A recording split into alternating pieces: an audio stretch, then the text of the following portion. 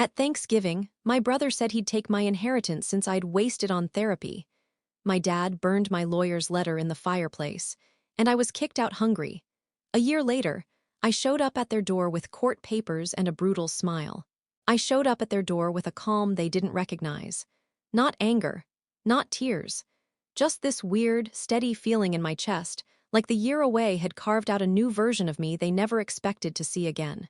It was the night before Thanksgiving, exactly 1 year after they kicked me out in front of everyone. The porch light flicked on when I stepped closer, and for a second I saw the reflection of myself on the glass, older, sharper, someone who finally understood what the hell had been done to me. Before I even knocked, I heard voices inside. My brother, Kyle, laughing in that smug way he did when he thought he'd won something. My dad telling someone that this year would be drama-free now that the problem was gone. My aunt saying she already charged her phone because you never know when good content will happen. My stomach tightened, but I stayed still.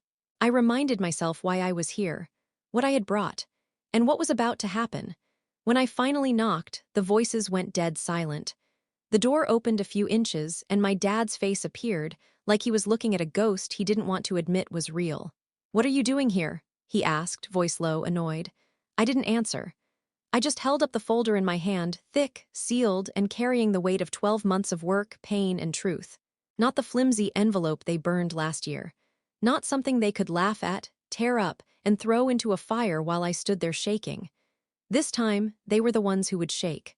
Behind him, my brother came into view, holding a beer and wearing that stupid, victorious smirk. He leaned against the doorframe and said, "You finally came crawling back.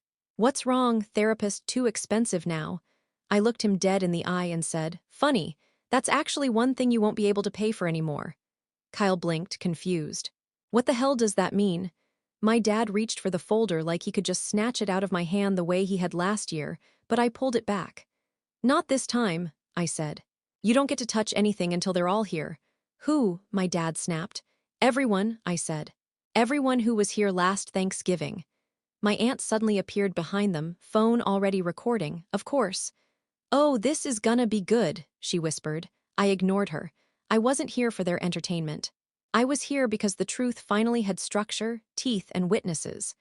They hesitated, but eventually, they gathered everyone, cousins, aunt, uncle, even my grandmother who spent half of last year telling people I went crazy over money. They all stood in the living room, looking annoyed, bored, or amused. My dad crossed his arms. "All right," he said. "You wanted an audience. Now what?" I stepped forward, set the folder on the coffee table, and said, "What I'm about to show you will change everything you think you know. And I'm not here for your approval. I'm here so you can't lie your way out of this again."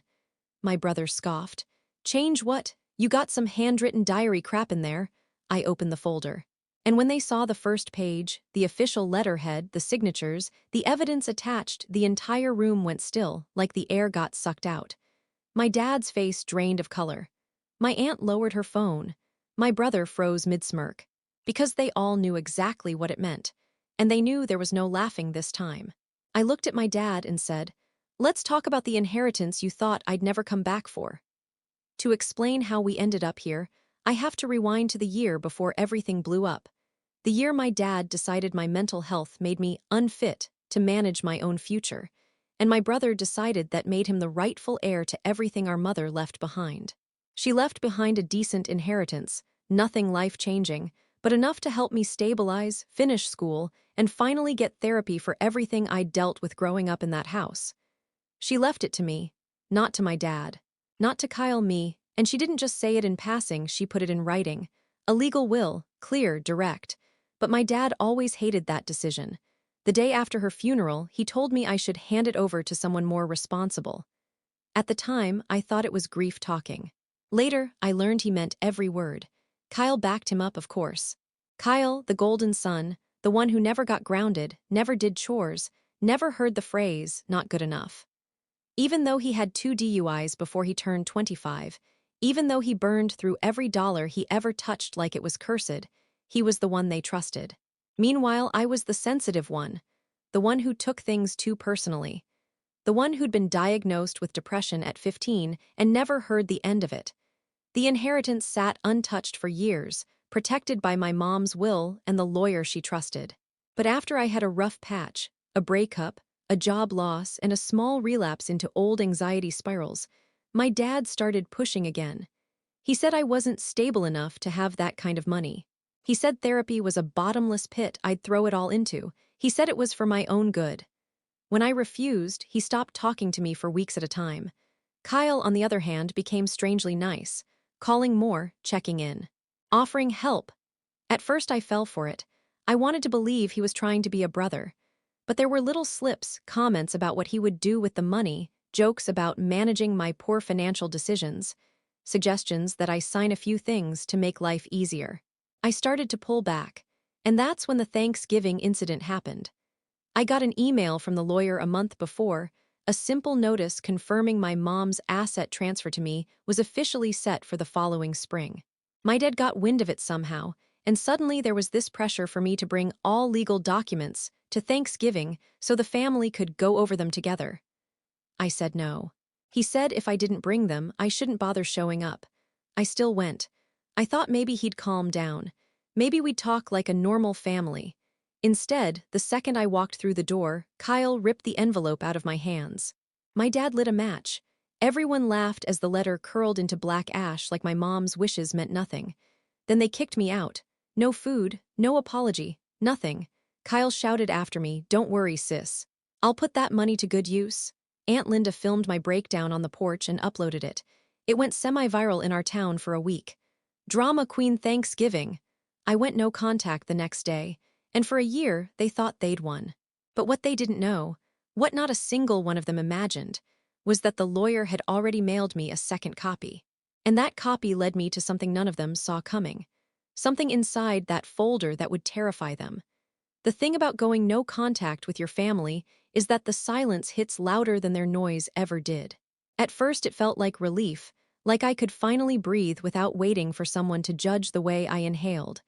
But after a few weeks, the quiet turned into this constant pressure in my chest. Not regret, not guilt, just this heavy awareness that something bigger was happening behind my back. And I was right. 2 months after Thanksgiving, I got the first letter. Not from my dad, not from Kyle, from a bank I had never opened an account with. It was a courtesy notice, informing me that someone had attempted to modify beneficiary access to an account linked to my mother's estate. The attempt failed, thanks to my lawyer's safeguards, but the fact that someone even tried made everything inside me twist. I called the lawyer immediately. He sighed like he'd been expecting this. "Your brother has contacted us multiple times," he said. "Your father too. They're trying to challenge the will on grounds of mental incompetence."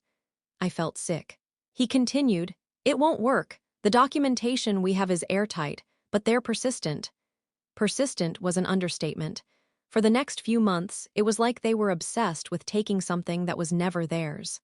I got notices about attempted access, weird mail sent to the wrong addresses, even a call from a financial advisor asking if I really wanted to reallocate my assets to a joint family account. They were trying every angle, every loophole, every pressure point. I didn't respond to any of it. Instead, I focused on rebuilding my life. I got a new job in Tempe. I started seeing a therapist who didn't treat me like I was made of broken glass. I met people who actually listened. I started feeling normal, almost, but the anger was still there. Quiet, simmering, cold, not the wild, shaking rage I felt that night on the porch. This was different. This anger had direction, shape, purpose. And while I was getting better, they were apparently getting worse. One day, while scrolling through social media, I saw a video from a distant relative, one of those long, unedited Facebook lives she loved doing. She was walking through my dad's house during some family barbecue. People were drinking, laughing, talking. And then the camera passed by Kyle. He was complaining loudly to someone off-screen, saying, "I don't get why the lawyer won't take my calls anymore. Dad said he'd get power of attorney. I'm just trying to secure the future." Then he laughed and added, "She doesn't deserve a dime. I told Dad we should just declare her unstable and get it over with." I froze the video. There was this feeling, old rage mixing with new clarity, like everything finally clicked. They weren't just trying to steal something from me. They were trying to erase me from my own story. Make me the villain, the unstable one, the family problem, but the escalation didn't stop there. A month before the 1-year anniversary, I got another call from the lawyer. His voice sounded different this time, tight, focused. "We need to meet," he said. "Something has been uncovered about your mother's estate, something I think you need to see in person." I asked what it was, but he just repeated, "In person." So I went to his office. He closed the blinds, locked the door, and placed a much thicker folder than the one they burned on his desk. Not just the will, not just financial documents, something new, something hidden. It was the first time I heard the phrase that would flip everything upside down. Your mother prepared a secondary directive, one your father and brother do not know exists. I opened the folder, and what I saw inside changed the game completely. When I opened the folder in my lawyer's office, I expected maybe an extra form or some tax paperwork my mom forgot to file. Something annoying, not life-altering. What I found instead made my hands go numb. Inside was a document labeled Secondary Directive, release only in case of familial interference. My mother had predicted this. Not vaguely, not in some just-in-case way. She wrote it because she knew my father and Kyle would try to take what she left me. She even described their exact tactics: bullying, manipulation, trying to declare me unfit, trying to seize power of attorney. She wrote, "If they attempt to override my will, this secondary directive becomes active. My daughter must receive not only her inheritance, but the additional assets held in my private trust." I blinked. Private trust. What private trust? My lawyer leaned back, watching my reaction carefully. Your mother had separate accounts, significant ones, ones your father never knew about. I sat there, jaw tight. How significant? He slid me a summary sheet. And I swear, for a second, I felt the floor tilt. It wasn't just a little extra. It wasn't a small cushion or a college fund. My mother left me 3 times the amount my dad believed even existed. Investments, property, accounts she'd quietly built and kept separate because, as she wrote, "I cannot trust my husband to protect our daughter." My entire childhood suddenly made so much more sense. The locked desk drawer she never let my father open. The whispered phone calls at night. The way she always insisted I handle certain paperwork with her. The way she told me, "One day, you'll understand why I had to do things this way." But the twist didn't end there. My lawyer tapped a page in the directive. "This is the part they'll care about and the part that's going to terrify them." I read it, then reread it, then felt my pulse slam into my throat. My mom had named me as the primary inheritor of the private trust and named my father and Kyle as explicitly barred beneficiaries. Not just excluded, barred. "If they attempt to claim my daughter is mentally unfit," she wrote, "this directive signifies my concern for their intentions. In such a case, legal control of the entire trust passes to my daughter immediately and irrevocably." I stared at my lawyer. Meaning, he said slowly, "their attempts to challenge your competency activated the directive. You now legally control everything, and they legally forfeited any chance of touching a cent of it." My head buzzed. "They don't know any of this?" I asked. "Not yet," he said, "but they're about to." The anger I'd been carrying for a year started shifting, cooling, sharpening. For the first time, I realized the power wasn't in my voice or my tears or my hurt. It was in the paperwork, in what my mother had written, in what she'd seen coming long before I ever did. But there was one more thing in that folder, tucked inside a sealed envelope my lawyer slid toward me with a grim look. "This part," he said, "is going to hurt." I opened it, and inside was the documentation of something my mother had discovered before she died, something she never told me but she preserved as proof, something involving my father, something involving Kyle, something that explained everything about why they fought so hard to take what wasn't theirs. A betrayal deeper than money, a betrayal that made my stomach turn. And when I read it, I realized this wasn't just greed. This was something far uglier. I didn't sleep the night I read what was in that sealed envelope. I sat on my couch in my tiny Tempe apartment with every light off, the pages spread across my coffee table like evidence from a crime scene. Because that's what it felt like. Evidence. Proof that my dad and Kyle weren't just greedy. They weren't just manipulative. They weren't just cruel. They had a reason, a dark, selfish, calculated reason, for wanting to take control of everything my mother left behind.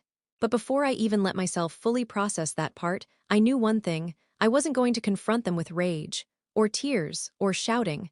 They fed off that. No, I needed something colder, something strategic. Something they wouldn't see coming until it was too late. So I started planning. First, I met with my lawyer again, and we went through every document line by line. The private trust, the activation of my rights, the clauses my mom wrote explicitly to protect me, the evidence she'd collected.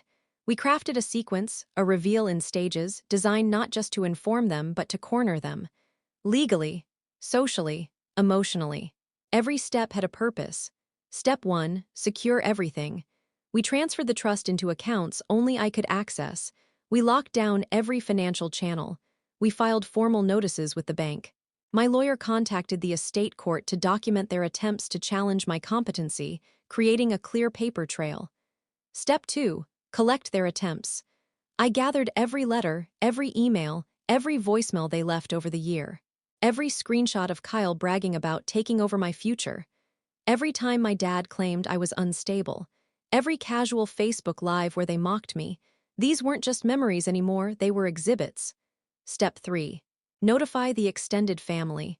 Not directly. I wasn't stupid. I didn't send a group email or post a callout. Instead, my lawyer drafted a formal family notice describing the activation of the private trust and clarifying that any attempts to interfere were legally void. He sent it to the relatives who loved gossip the most, knowing it would spread like gasoline through dry grass. By the time Thanksgiving rolled around again, the whispers had already begun.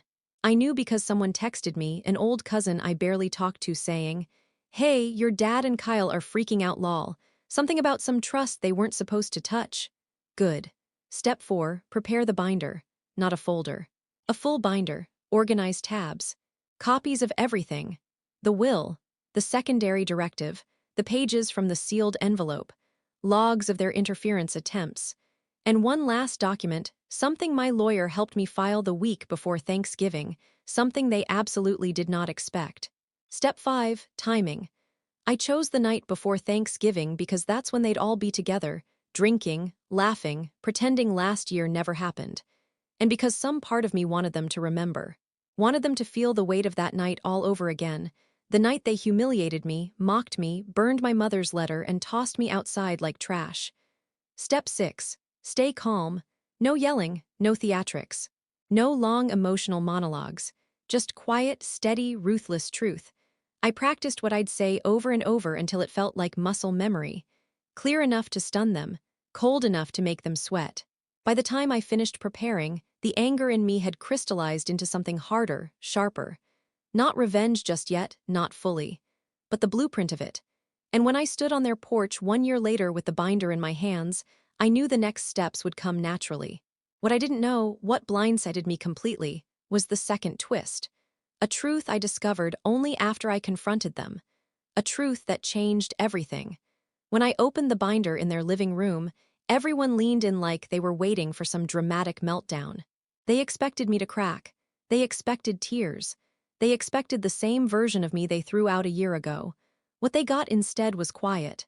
Controlled, precise. I laid out the documents one by one, the will, the secondary directive, the trust activation, and with every page I turned, I watched their faces shift. Kyle went from amused to confused to sweating. My dad's jaw clenched so tight I could hear his teeth grind. My aunt lowered her phone like she suddenly remembered she had a soul. But the real shock hadn't even started yet. I was halfway through the binder when a knock hit the door. Hard, firm, official. My dad whipped around. "Who the hell?" Before he could finish, the door opened and 2 estate court officers stepped inside. Not police, nothing dramatic, but enough to send a ripple of panic through the room. "Mr. Larson?" one of them asked. My dad's shoulders rose. "Why?" "This is a courtesy service of notice regarding the estate challenge filings you submitted over the last year." The officer handed him a sealed packet. "These activities triggered a legal review. We're here to confirm receipt of the findings." Kyle's face drained of color. My dad didn't speak, just stared at the packet like it might explode. My aunt whispered, "Oh my God," I said nothing. I wanted them to open it first. I wanted them to see the consequences before I dropped the real bomb. My dad tore it open, scanned the first page, and his whole body stiffened. He read aloud because he couldn't believe the words. "Your challenge to the will has been voided due to evidence of intentional interference and coercion. All beneficiary rights are now fully transferred to the primary heir. Everyone in the room stared at him. My grandmother actually gasped. Kyle grabbed the packet out of his hand. This is bullshit, there's no way. Then he hit the page he wasn't prepared for. The one signed by the judge. The one stating that all attempts by him and my dad were documented as predatory and manipulative, activating my mother's secondary directive and stripping them of any legal standing. Kyle's breathing turned sharp and loud. No, no, you can't do this. She can't do this. She didn't, I said quietly. Mom did. That should have been the twist, but it wasn't. The twist came when my dad snapped. Your mother didn't know what she was talking about. She was sick. She was paranoid. She was... Stop, I said. You don't get to talk about her like that. No, he shot back. You don't get to rewrite the past. She left that trust to you because she didn't know what I found out. The room went silent. Every hair on my arm stood up. I stared at him. What did you find out? He swallowed hard, like the words were trying to stay inside his mouth. Kyle stepped away from him, suddenly pale. Dad, don't. But my dad kept going. Your mother wasn't protecting you from us. She was protecting her secret. The floor dropped out from under me. What secret? I asked. He looked at me then, really looked at me, and for the first time his anger wasn't directed at me. It was fear. She wasn't planning to leave everything to you because she trusted you, he said. She did it because she knew I'd never accept the truth she hid, and when I confronted her, she swore she'd take it to the grave. My voice felt like it was coming from somewhere else. What truth? My dad's face twisted. My brother backed away like he wanted to disappear. My aunt covered her mouth. And then he said the words that split the room open. I'm not your biological father. Kyle is my only child. The air snapped like cold metal. My knees almost buckled, but he wasn't done. And your real father, he said slowly, pointing at the documents, is connected to that trust. That's why she hid it. That's why she kept secrets. That's why she chose you. My heart hammered so hard I thought it would break my ribs. The binder suddenly felt 10 times heavier. And every piece of the story, every fight, every cruel comment, every attempt to take my inheritance rearranged itself into something darker. Because the betrayal wasn't just financial. It was personal, foundational, and my mom knew it all along. I didn't feel my body for a few seconds after he said it. The room blurred. Everyone faded out except my dad, or the man I thought was my dad, standing there with that twisted mix of rage and satisfaction on his face. Not guilt, not regret, just bitterness. Like he'd been waiting years to spit those words at me. I finally managed to breathe. What are you talking about? Why would Mom hide something like that? He laughed, this low, ugly sound I'd heard my whole childhood anytime he wanted to make me feel small. Because she knew exactly what I'd do if I found out, he said. She knew I wouldn't let her humiliate me. My stomach tightened. Humiliate you how? He stepped closer, voice cold and steady. By getting pregnant with someone else's kid and then lying about it to my face. Kyle muttered, Dad, stop, but he didn't even look at him. Do you know what it was like, he continued, raising a child who didn't even look like me? Having the entire family whisper behind my back, everyone asking why you were different, why you weren't like Kyle, why you were so emotional, so sensitive, so... He waved a hand like he couldn't stand the word. Fragile, my chest tightened. So this is why you treated me like that? He didn't hesitate. Yes, my aunt gasped, but he kept talking. I knew from the beginning, he said. I saw the messages on her old phone, the emails. She tried to delete them, but I found them. There was a man, some financial advisor she knew before we married. She told him she was pregnant and he wanted to be involved. He sent money, gifts, letters. She hid everything. She lied to me for years.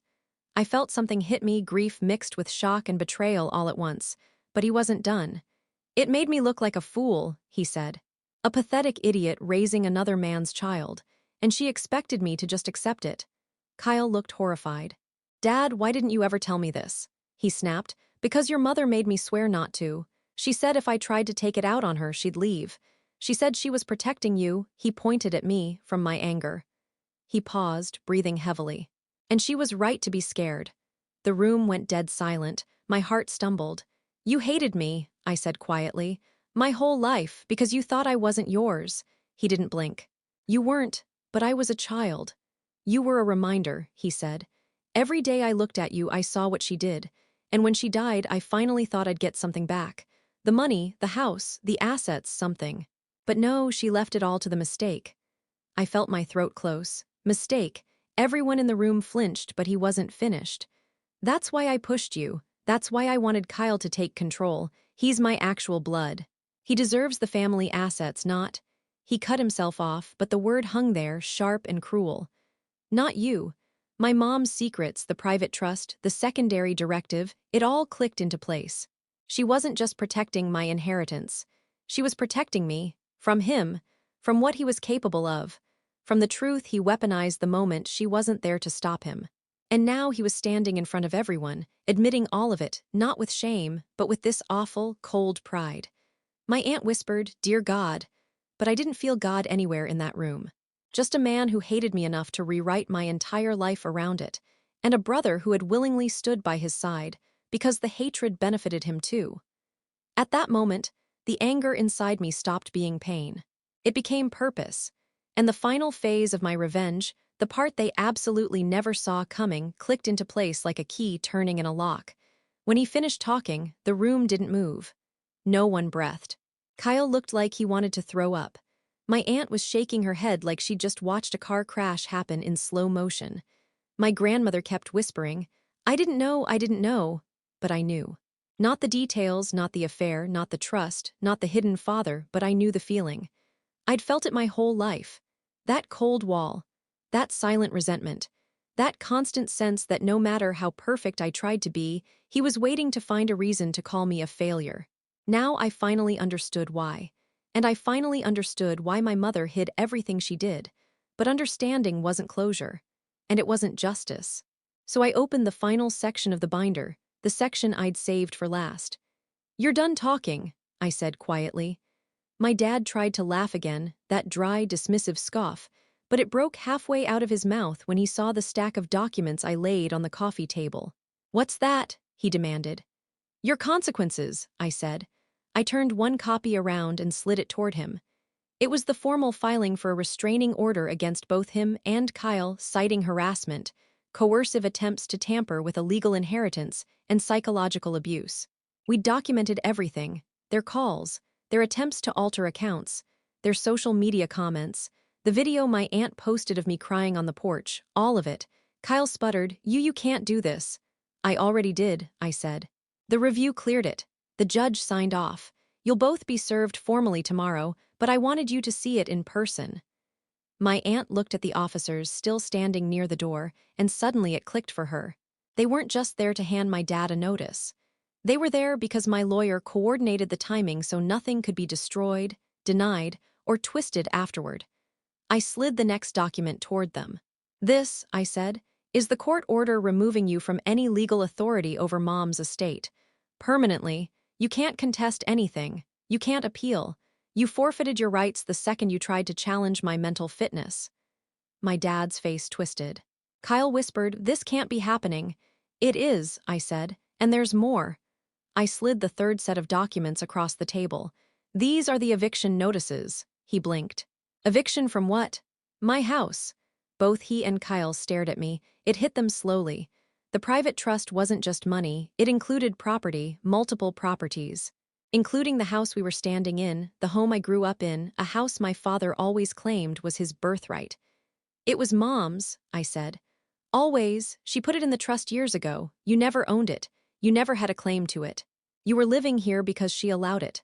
My dad's voice cracked. "You can't take my home." "You tried to take everything from me," I said. "This is me simply taking back what was already mine." The officers stepped closer, not threatening, just present. My grandmother whispered, "Where will they go?" I shrugged. "That's not my problem anymore." Kyle stepped forward. "Please, we didn't know." I raised a hand. "Stop, you knew enough. You backed him, you laughed. You burned Mom's letter. You tried to erase me. Every decision you made was selfish. Everyone." He had no argument.